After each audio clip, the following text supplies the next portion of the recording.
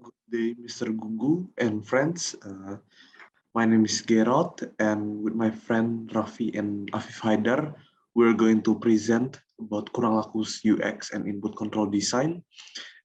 And yeah, let's just continue. So basically, these are the table of contents of our presentation. I'm going to explain about human-computer interface and UX design. Rafi is going to explain about design accurate data entry procedure. And Afif Haidar will explain about kurang laku's solution, in which he relates these theories towards the kurang laku solution of UX, UI and UX.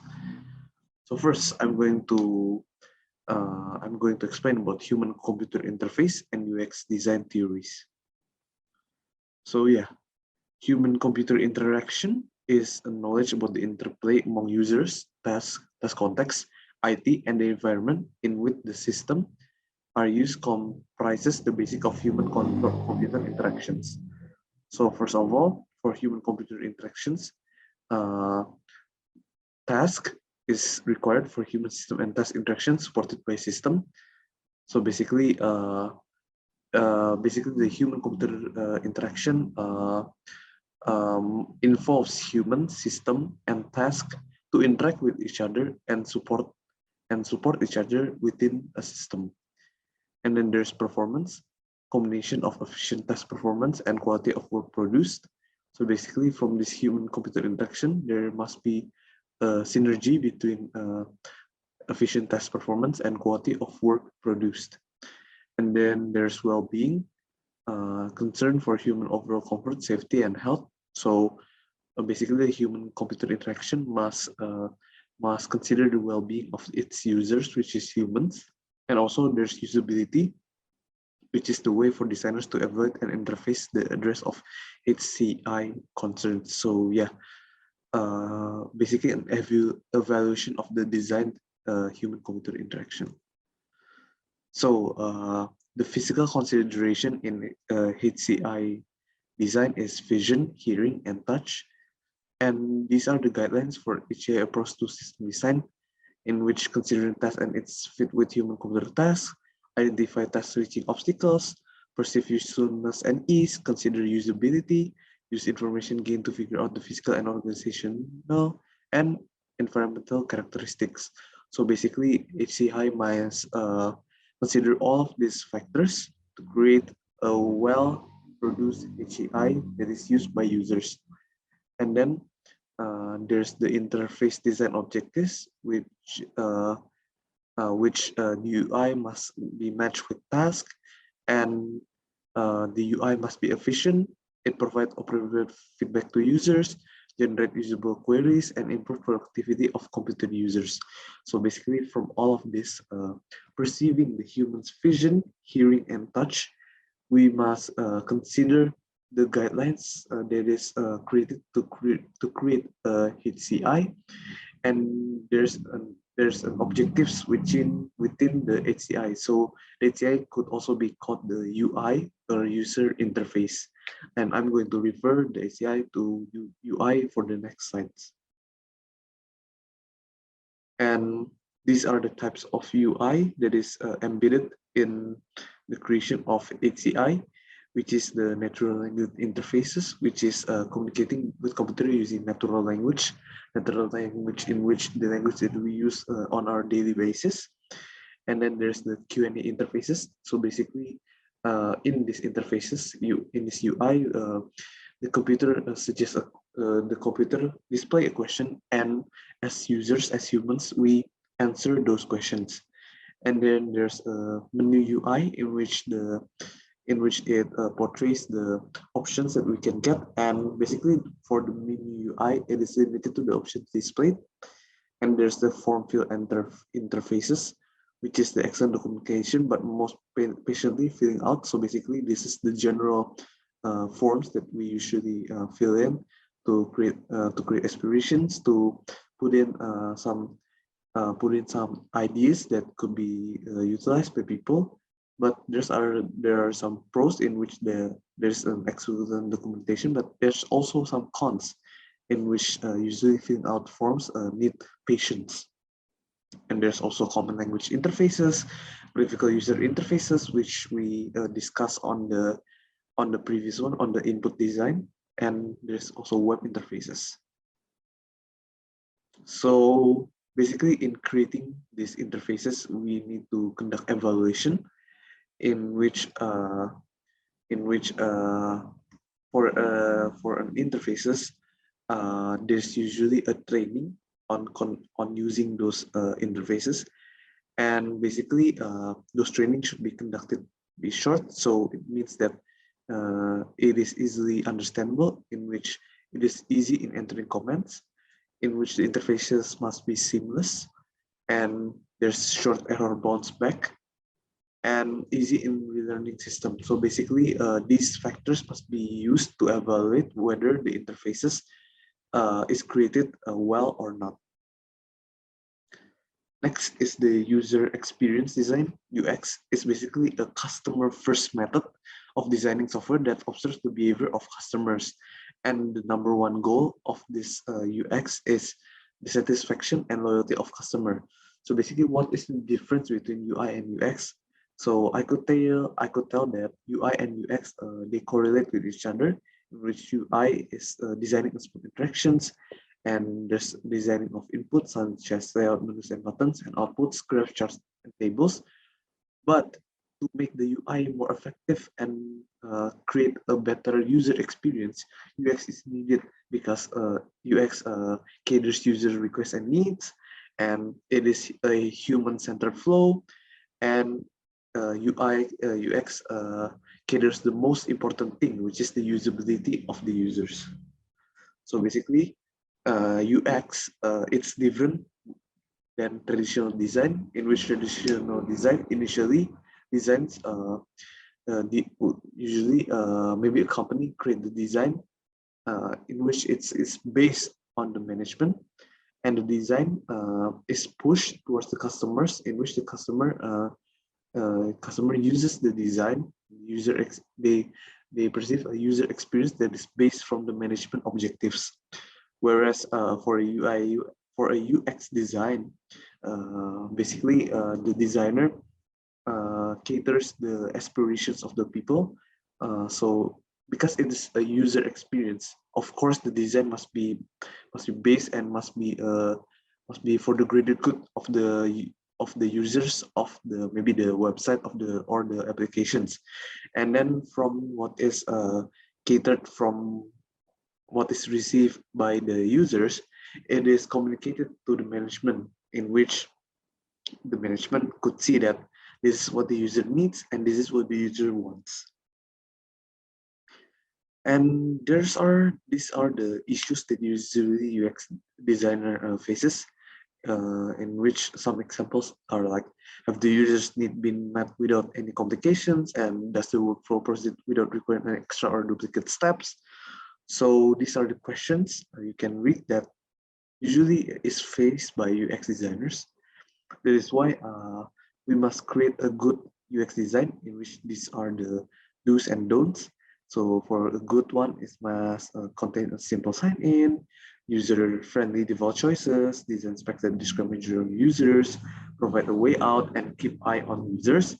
And for a bad UX design, they masquerade as contents, okay, user view, has too many permissions, minimize surprises, and stops testing on the creation of the UX.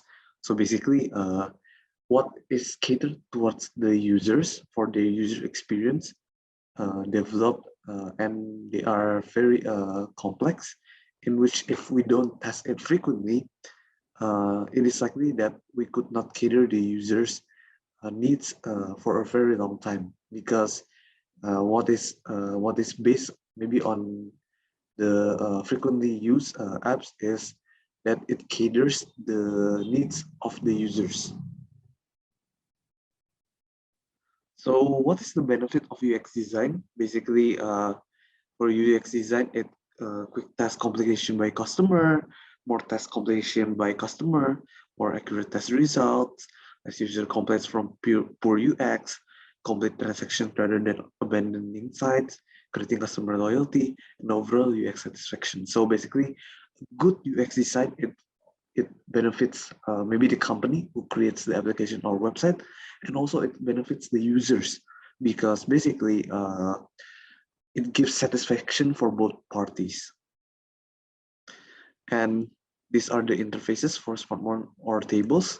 So there are some actions like tapping, swiping, pinching, and there are alerts, notice queries, badges, voice recognition, and virtual reality or augmented reality. These are the things that is usually embedded in like smartphones or tablets, in which they are the interfaces that is utilized by people on using those apps in the smartphones or tablets. So for the next slide, it's going to be explained by my friend. So the next part is going to be talking about the design accurate data entry procedure. There are four objectives of data entry. The first is effective coding. The second is efficient data capture. The third one is effective data capture. And the last one is assuring data quality through validation. So the first one, effective coding. There are two reasons to perform coding, the normal reason and the human reason. Reasons to perform coding, there are four reasons. The first one is that data that are coded requires less time to enter.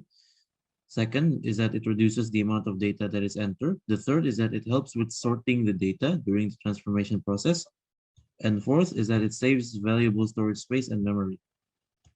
Meanwhile, the human reasons to perform coding is to keep track of something, to classify information, to conceal information, to reveal information, and to request appropriate action.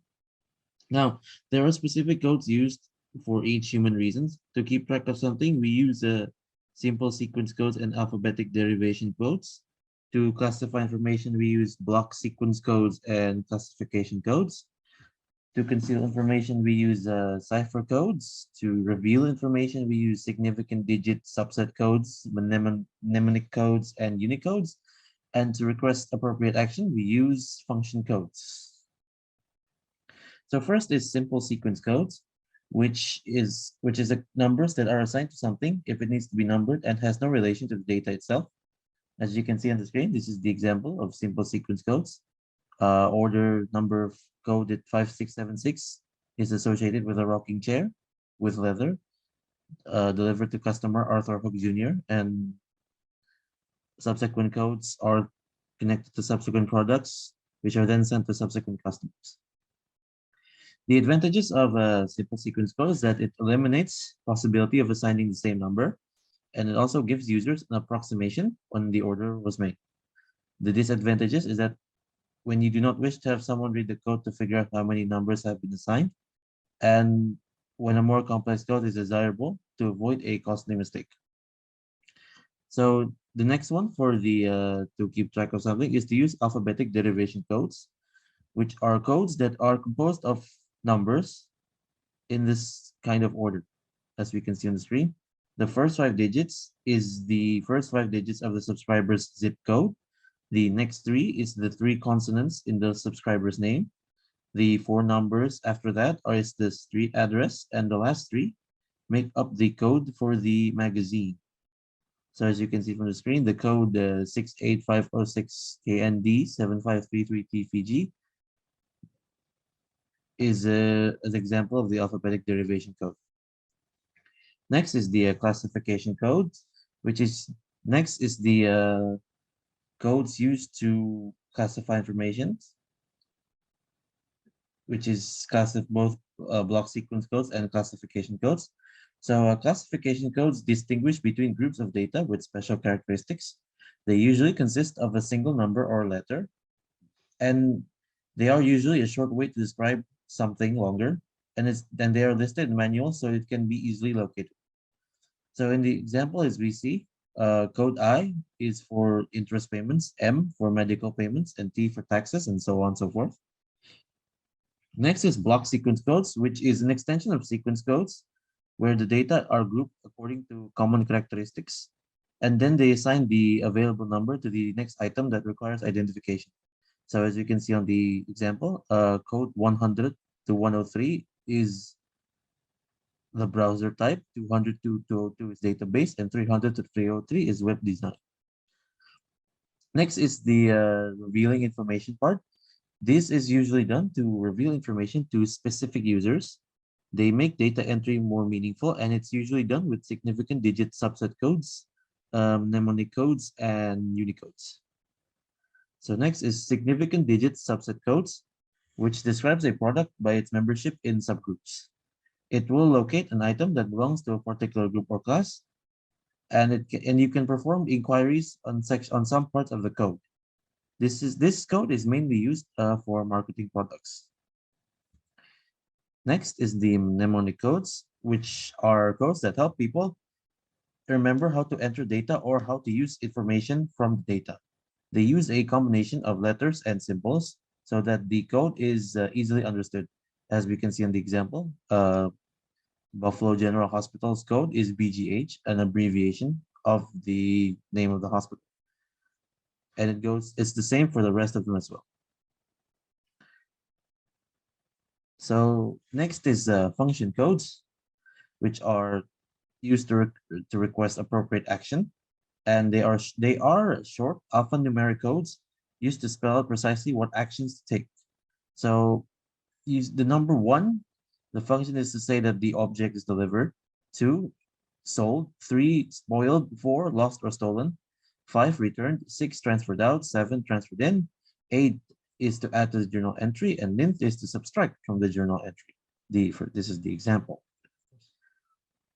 And now we are going to discuss about the general guidelines of coding.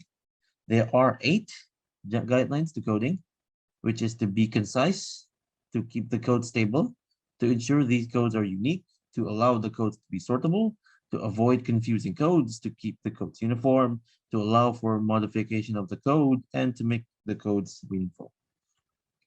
Next part is the effective and efficient data capture. And there are steps. These are the steps to perform effective and efficient data capture, which is first is to decide what data to capture. Second is to let the computer do the data capturing. Third is to avoid the bottlenecks and to avoid extra steps. Fourth is to start with a good form. And fifth is to choose a data entry method of which you can choose 9, which are keyboards, barcodes, QR codes, Microsoft tags, RFIDs, NFCs, optical character recognitions, magnetic character recognitions or MICRs, and marks and scripts. Next is ensuring data quality through data validation. It's crucial to identify errors in the input section before the processing or storage section to make it easier to fix those errors. Potential problems that might appear in the system can be avoided by validating input transactions and validating input data. So why do we validate input transactions? They are done to avoid submission of wrong data, to avoid unauthorized submission of data, and to avoid asking the system to perform an unacceptable function.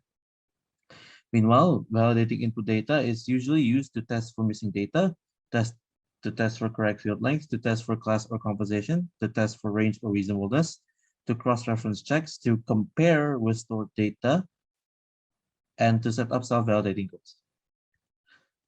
So this is the process of validation. So first you check for the missing data, then you check the syntax, then you check the semantics, then you utilize the GUI screens to help reduce human errors in the validation. Fifth is to utilize regular expressions, and the sixth is to validate XML documents. And the next step will be brought by my colleague. Okay, so moving on to the next one, which is the UI and the UX of Kurang Laku Store. So first off, we're going to start with the landing homepage of Kurang Laku Store. And we can see that from the left page, we can see that there is the sign in, and it is actually the landing home page. It is the page that the customers, lot of customers, first customers, if they type the Kurang Laku DVD store, so they can see that there are clearly description what is the Kurang Laku DVD store, and they can actually just enter the email address to make a membership and to log in, to sign up. I'm sorry, and we use enjoyable color palette, so the customer doesn't see clearly the text and the buttons, and we can see that from the sign in, it is pretty self forward also. There's email or phone number, password, and also a button to sign in. And there is actually a button or a text that can be clicked because there's the underline, so the customer can okay, so in here the customer can click on need help if they need help, because the text is underlined, and if they actually click the wrong buttons before, they can click the sign up now to make a new membership. The next one, after they log in into their accounts, we can have a profile page to child safety, and also the profile customization. So in those one membership, maybe their family or their friends want to watch, and maybe in this profile, an individual can make sure that the profile customization is on their satisfaction. And for the second one, it is the main homepage. We can see that it is a clear homepage, so we can see that the movie cover, which is the movie cover 1, this is supposed to be 2 and 3, 2, 3, and 4. And there is the movie description with ratings and also the genre, so the users can actually see what is the movie descriptions and what is the ratings and also the expected outcome of the movie.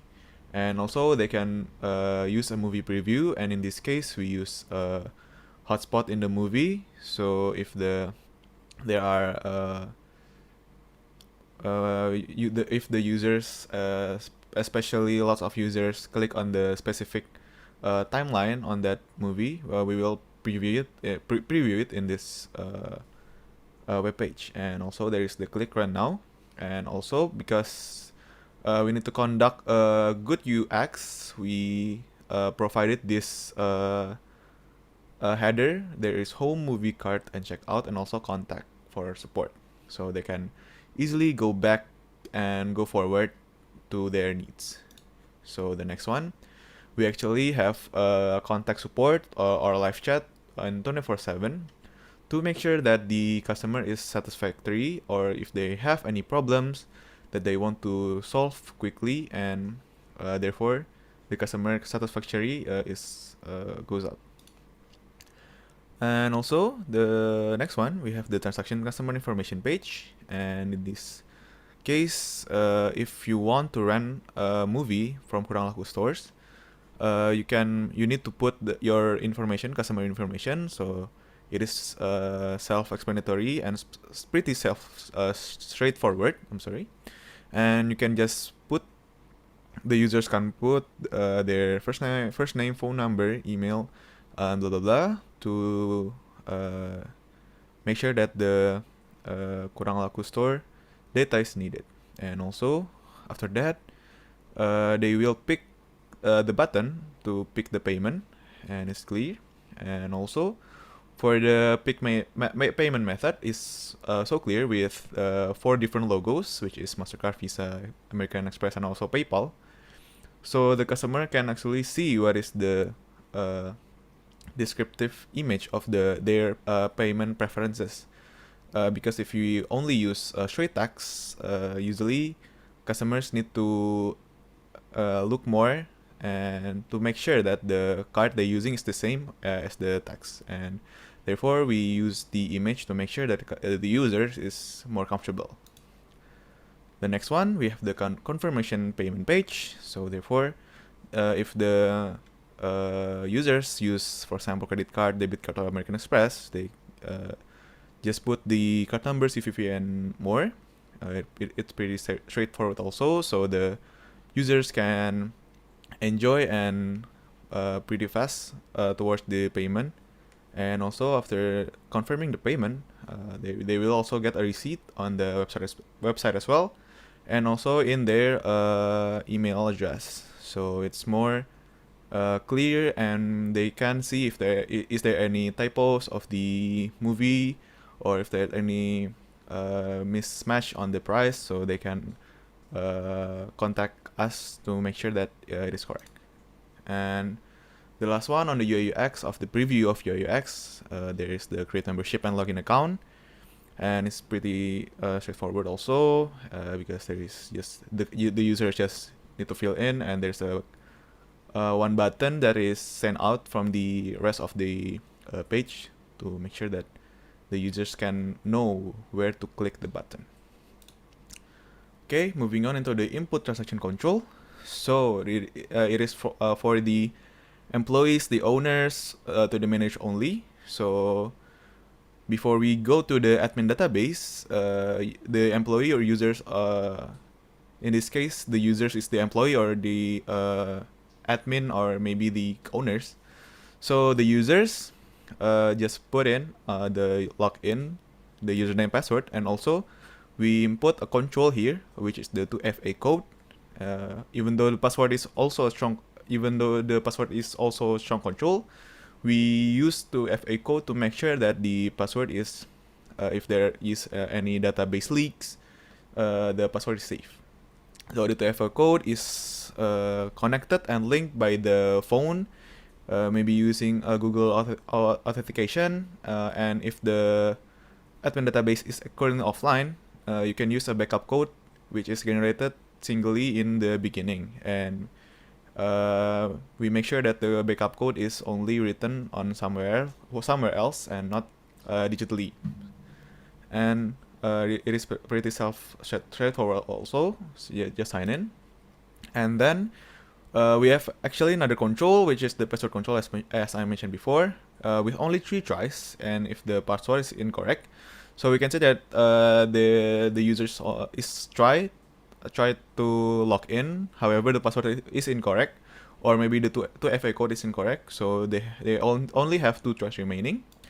And if he or she use all the 3 tries of the password incorrect, the account will be locked and it cannot be signed in, and for anyone else. So they need to contact the admin to make sure that the password is changed.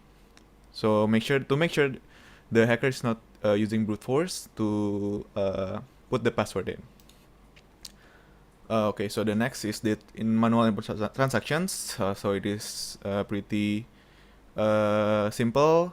They just need to put the movie name, and there will be a drop down menu in this. If they put in A, it will only show the movie name which start with A, and then the ID is automatically completed if the name, and vice versa. And also they will show the inventory, how many were there, and then there's the quantity, price per unit, and total. And also they must to put the membership ID to proceed. And if the membership ID is incorrect, there is also a control to make sure that the membership is correct with the current customer. Okay, so the database will not able to continue if the membership is invalid. Okay, so the next one is the payment method page. It is pretty simple. Only 3: payment, card number, and EDC number, because it is in the offline store. So next one, and if the EDC number or the card number is invalid or declined, or maybe, for example, the card is stolen, or the card is bought in the black market, for example, it will have a clear warning and a clear control to make sure that the card is safely used. And the next one, we have the control membership checker. If there is like I mentioned before, if there is if there is invalid in membership, the employees can change the membership data, but they need to make a full check of their customer to make sure that the customer is the right person that is holding the membership ID. Okay, so the next one, we have the member list of Kurang Laku store. So in this Kurang Laku database, it lists all of the membership ID which is the current on the 2022. And actually there's the status if the membership is 6 months, or it's already removed, or it's the customer, for example, already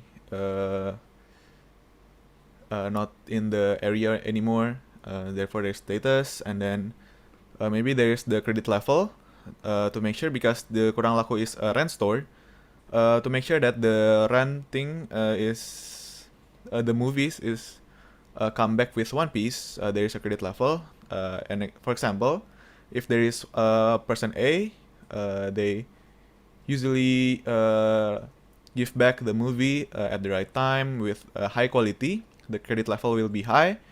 And however, if for example, the number name B, they usually put the movie late, and then it's in bad condition. Therefore, the credit level is gonna be low. So we can actually sort into the descending ascending to make sure that the membership list is in control. Okay, so the next one, we have membership control. If there is any duplicates, gaps, or errors. So, for example, in the membership list, they actually put a double membership ID. So therefore, we can actually check on the database if there is duplicates in membership. So in this case, just put an example. There is 12 duplicates found out of the 2,303, and you can click on the learn more, which where the 12 duplicates found. So there's 6 memberships that was doubled or maybe tripled. We don't know. We just click the learn more, and yeah, there will be data in terms of that.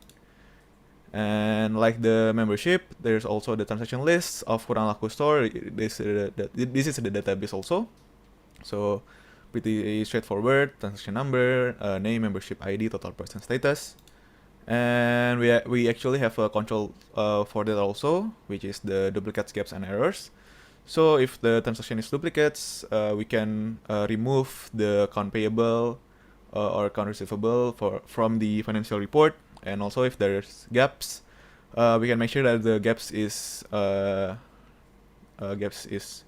will be cleared, and can see that there's a learn more on both, because there is duplicates and gaps found. And the users or the employees can just click on the learn more to make sure that the duplicates and gaps is clear from the get-go. And yeah, I think it's all from us. Sorry if we have any mistakes or errors in our presentation. And if you have any questions, you can ask in the class sessions and also in the discussion forum. Thank you.